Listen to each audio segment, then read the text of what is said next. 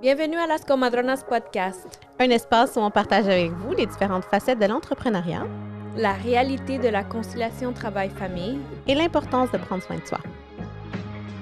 Mon nom est Cynthia Je suis Jess. et toutes les deux, nous serons vos animatrices.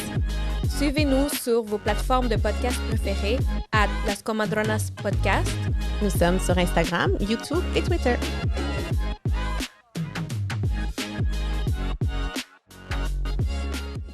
Allô Jess! Salut, Cyd! Ça va? Ça va, toi? On est dans un nouveau studio. Black Box, Yes! qui est super beau. Le lightning est favorable. À nous. Yes. Donc, yeah. So, aujourd'hui, hier, on avait fait un sondage. On voulait faire une petite capsule de comme 30 minutes, une petite jazzette. On voulait savoir quel sujet vous interpellait le plus. Et lui qui a eu le plus de codes, c'était comment guérir les traumas culturels. Donc, on va y aller right away. En fait, je pense que pour guérir les traumas culturels, une des choses qu'il faut faire en premier, c'est d'en parler. Fait que, on va en parler. Yeah. C'est sûr que les expériences sont différentes pour chacun. Nous autres, on est les deux d'origine latine, mais je pense que ça se ressemble un petit peu pour les autres immigrants latinos, que ce soit haïtiens ou tu sais, tout ce qui est arabe aussi. Ouais. Mais Je pense qu'ils vont pouvoir relate avec la conversation qu'on a aujourd'hui.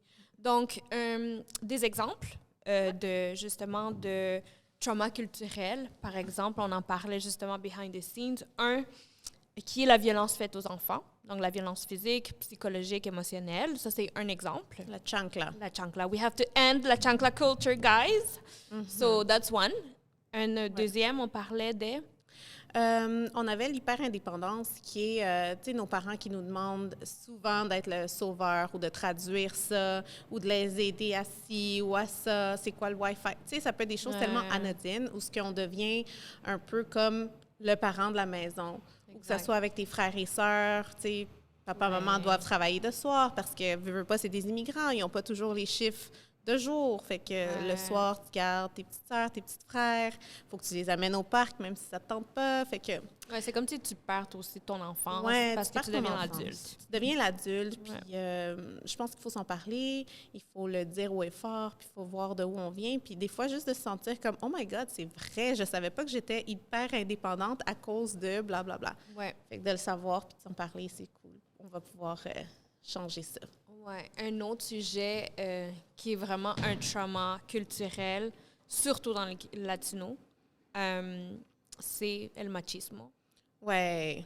Comment on pourrait traduire ça? Je pense que j'ai essayé de chercher, mais il y a peut-être de toxic masculinity. Ouais. Il y a Comme la ça. supériorité masculine. Ouais, un peu? oui, exactement. Parce que c'est en vrai, la définition, c'est que la femme, elle est inférieure à l'homme par nature. Ouais. Donc, c'est ça. Oui. Elle est inférieure et que son rôle se limite à XXX choses. Faire des bébés, Exact. Faire le ménage. puis ouais, tout ça. Stay at home. Ouais. Ouais. Fait que ça, c'était... En tout cas, ça, c'est des exemples de trauma culturel qu'on en parle. Je pense qu'on les a tous vécus. Pas ensemble, les trois, mais on peut relate à ce qu'on vient de dire. Oui, on peut relate. On peut, tu sais, on se souvient là, les samedis matins que c'était la musique, puis nettoyer, puis la cumbia, puis ouais, tout le monde met la main à la pâte. Tu sais, on a toujours... On est latino, on veut pas, puis ça vient avec un bagage. On est des first gen, donc on est la première génération de parents immigrants qui viennent, puis il faut comprendre aussi ce qu'eux, ils ont passé, comment eux, ils donnent de l'amour ou ne donnent pas de l'amour, tu sais, leur amour qui est physique ou vraiment pas physique aussi pour d'autres. Des hommes, des papas qui sont pas capables de dire « je t'aime » à leur enfant. True. C'est vraiment... Ou des mamans aussi, là, très souvent, qui sont pas capables. Puis comment, nous, en tant que maman, on va briser tout de suite le cercle avant qu'il y en ait un, tu sais, puis se dire non, moi, ce qui fonctionne dans ma maison, c'est telle chose. Oui. Très important, qu'est-ce que tu viens de dire, justement. Je pense que nous deux, on est comme ça, là. On est des breakers de ce generational curse-là. On s'en parle souvent. Puis, justement, comment faire pour guérir? Ça, c'est comme, that's the question. C'est sûr qu'il y a tout ce que le monde va te dire. Il faut aller voir un psychologue, il faut aller voir un thérapeute. Sauf que c'est pas tout le monde qui a les ressources pour aller vers ces docteur, whatever. Et puis, peut-être qu'il y a des gens qui ne veulent pas faire ça non plus, et c'est leur choix, and it's fine. So, on voulait vraiment aller plus deep down sur d'autres solutions de comment faire pour guérir ces traumas-là. Puis, on avait dit. Oui, on avait dit ça, puis je trouve que c'est important de le faire parce qu'on ne veut pas transmettre ça à nos enfants, ceux qui en ont, ceux qui vont en avoir. On fait les citoyens de demain, puis on veut quand même améliorer le sort de toute notre culture et pas revivre des choses. Veut pas, on ne vient pas du même background.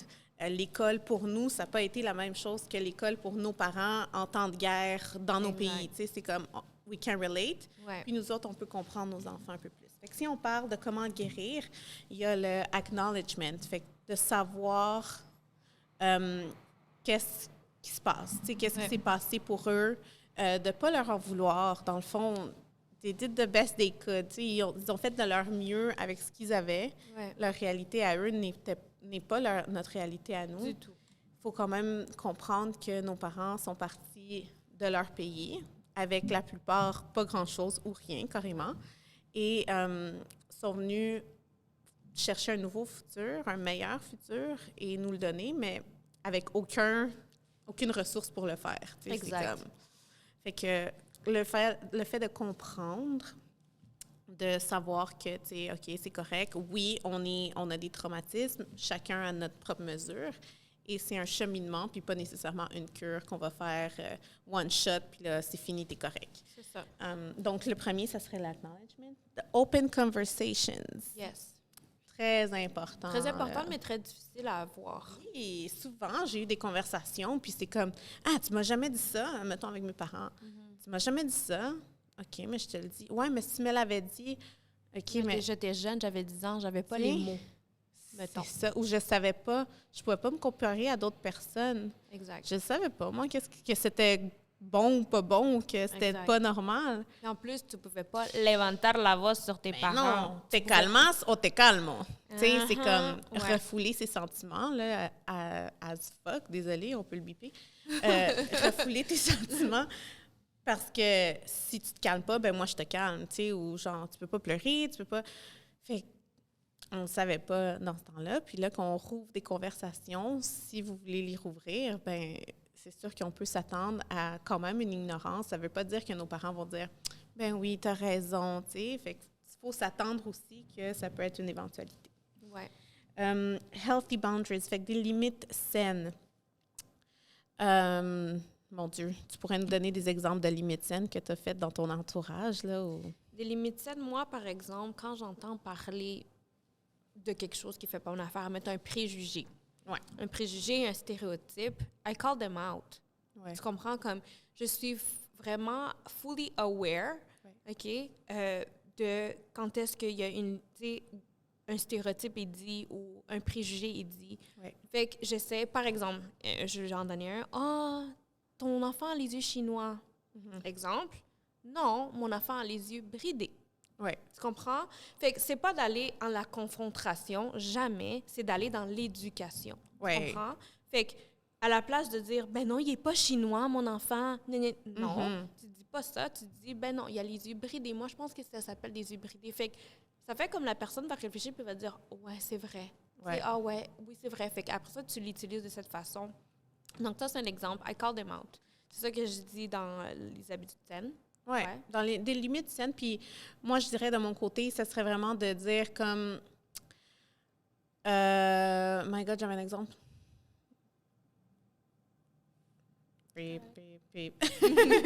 Non, j'avais un exemple tantôt par rapport aux enfants aussi. Tu sais, admettons, toutes les mamans qui ont fait 42 000 trucs dans notre pays.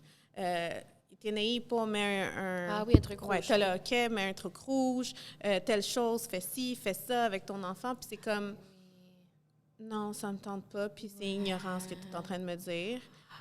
Girl, on va pas le dire comme ça, là, mais en réalité, c'est comme, ça, c'est ma limite. Oui. Et that's it. Ouais. Comme, je te permets pas de me dire comment faire. Ou la belle-mère qui vient visiter, mettons, tu sais, à un moment donné, it's enough. Dis-moi pas comment faire mon ménage ou comment... Tu sais, le besoin des Latinos de toujours te dire comment vivre ta vie, des Latinos ou de peu importe la culture, mais toujours avoir leur petit grain de sel ou leur petite opinion sur ce qui se passe dans ta vie ou whatever, on se crée le sentiment qu'il faut leur plaire à la place de te plaire à toi. Fait que je pense que ça, c'est une limite à mettre. Oui, absolument. Let go of blame. Comment on traduirait blame? I blame it to myself, c'est genre de me blâmer. Ouais. C'est vraiment ça. Ouais, de te blâmer. Comme tantôt, on se parlait justement de la violence physique, puis qu'on se disait... Ah oui. Je te laisse y aller. Mais dans le fond, j'ai vu un exemple où est-ce qu'un homme qui parlait que era vago, genre c'est un vagabond, puis il disait « Oh my God », ses parents le frappaient, whatever, puis il disait « Oh my God, je le méritais, nana, era vago, genre j'étais vagabond, nanana, je le méritais. » Boy, tu sais, t'avais 12 ans, 13 ans, non, tu le méritais pas, tu comprends? Comme les parents ont cette facilité à, OK, c'est un gars, il m'écoute pas, boum, je frappe, cincho, chancleta, whatever it is, parce qu'ils n'ont pas le contrôle sur les parents, ou les parents ont besoin que l'enfant arrive à minuit et non à 3 heures du matin. That's the need, tu comprends? Les parents ont besoin que l'enfant soit à minuit et l'enfant revient à 3 heures du matin, mettons. Mais si le parent lui parle clairement de leur attente, puis lui dit, tu sais, ça m'a fait peur, t'es pas rentré à minuit, t'es rentré à 3 heures du matin, j'ai eu peur. The conversation aurait pu être ça, là. Tu comprends? Et il n'y aurait pas eu besoin de violence physique. Tu comprends? Mais non. Les parents ne sont pas capables de parler de leurs besoins à leur enfant. Ouais. Puis, il arrive ce qui arrive, right? Ouais. Mais culturellement, on ne se parle pas de nos choses. On parle pas de nos sentiments. On parle de la vie des autres, très à l'aise. Sans aucune honte. On va chisimiar beaucoup, mais quand ça vient pour parler de nos propres sentiments, j'ai senti ça, j'ai fait ci, c'est plus difficile. Oui, c'est refoulé. Donc, c'est refoulé. Ne pas se blâmer, c'est pas de ta faute. Exact. C'est pas parce que tu es ci ou tu es ça, whatever. C'est vraiment, il n'y avait pas le moyen de faire, ils ne connaissaient pas comment faire autrement, fait qu'ils ont fait de leur mieux. Yes. Déstigmatiser le mental health, donc de dire que oui, ça se peut que tu te sentes comme ci, comme ça, comme ci, comme ça. Je lisais tantôt un article du Times qui disait que, justement, le traumatisme culturel, ça amène beaucoup à des burn-out, à des dépressions, à des troubles anxieux, etc., etc., etc. Donc, d'en parler aussi, ça aussi, c'est une des choses les plus importantes. C'est drôle qu'on... Tu sais, ça a l'air si simple, right? Just d'en parler. Mais il faut qu'il y ait la place pour en parler. Il faut qu'il y ait ce safe space-là aussi pour en parler. Il faut que ce soit... Puis la personne qui a le courage d'en parler, qui est assez brave pour en parler, là, c'est comme... Oh, tu comprends? C'est comme, oh my God, elle a vraiment dit ça. Ou comme, ben oui, il faut en parler. Comme, it's a red flag, tu comprends? Comme, pourquoi c'est facile de trouver des red flags dans un relationship, right? Mais quand ça vient dans ta famille, tes parents, tu les acceptes, genre, tu comprends? Tu es là, puis tu dis, oh, mais oui, it is what it is. Puis comme, non, it's not what it's... Non, tu comprends? Comme, c'est pas ça. Puis, c'est ça. Mais je pense que d'en parler, je veux dire, d'en parler autour, premièrement, de nos amis, de nous, d'en parler. Je pense que oui, c'est le pas faire la guérison. Oui, puis aussi, ce qui est beau quand on en parle, souvent, moi, bravo, t'es vraiment bonne. I believe in your cause. But à la place de me dire bravo, j'apprécierais que tu viennes toi aussi et que tu en parles toi aussi. Ça va faire plus un impact que tu me dises bravo dans mes DM, genre. Exact. Par exemple, toi aussi, join me. C'est comme, let's make a voice together, let's make... Fait que ça aussi, c'est important à faire. En ce moment, il y en a qui regardent peut-être le podcast et qui sont comme, je suis tellement d'accord, mais qu'est-ce que tu es en train de faire? Comme, parle-en toi aussi, share, écris dans les commentaires pour que le monde voit aussi que ça existe puis qu'on est normal. Oui, puis qu'on n'est pas les deux seuls, non, juste parce que notre podcast en parlait. Oui, exact. Tu comprends? Il y a des exemples que je vais donner, mais ça veut peut-être pas dire que je les ai vécus, mais je sais de quelqu'un qui les a vécus aussi. Exact. Yes. So, c'est ça. Je pense que la conversation peut durer pendant longtemps. Oh my God. Puis je pense que c'est aussi, on voulait se parler, faire une petite jasette, nous deux, pour justement peut-être attirer l'attention, si je peux dire, pour que quelqu'un d'autre qui a envie d'en parler peut-être pas aller personnellement dans comme, OK, le trauma qu'il a vécu puis comment la chancleta l'a affecté dans sa vie. Non, pas c'est ça, mais de vraiment y aller, OK, mais toi, tu as vécu ça, tu t'en es sorti, on va dire, tu as healed de ça, puis comment tu as parcouru, en fait, ou, tu sais, c'est un journey qui peut durer toute une vie aussi. Je veux dire, comme toi, moi, par exemple, on en a parlé, on a eu des situations avec nos parents. Peut-être qu'on est encore dans ce journey-là où est-ce que, comme, on les a pardonnés, mais c'est quand même tough, tu comprends? Parce que tu as peut-être des sœurs et des frères que eux utilisent la violence physique sur leur enfant, par exemple, puis tu n'es pas d'accord avec ça, puis tu es still triggered. Même si toi, tu as pardonné tes parents, tu es quand même peut-être triggered avec d'autres membres de ta famille. Mais si quelqu'un se sent interpellé de venir parler avec nous, ben, it's the call for you. Oui, j'aimerais avoir une opinion aussi d'un homme. Tu sais, nos hommes, culturellement, on les met sur un piédestal, puis c'est comme... on est là pour leur... règle, on est là pour leur servir, pour tout ça. Et c'est pas que je suis pas d'accord, mais je suis pas d'accord. Fait que ça aussi, ça serait fun d'entendre un homme parler de son vécu. De son vécu, ça serait cool. Ouais. Good. Thank you. Fait que that's it. That's it. On les laisse sur un petit... Merci beaucoup. Ouais.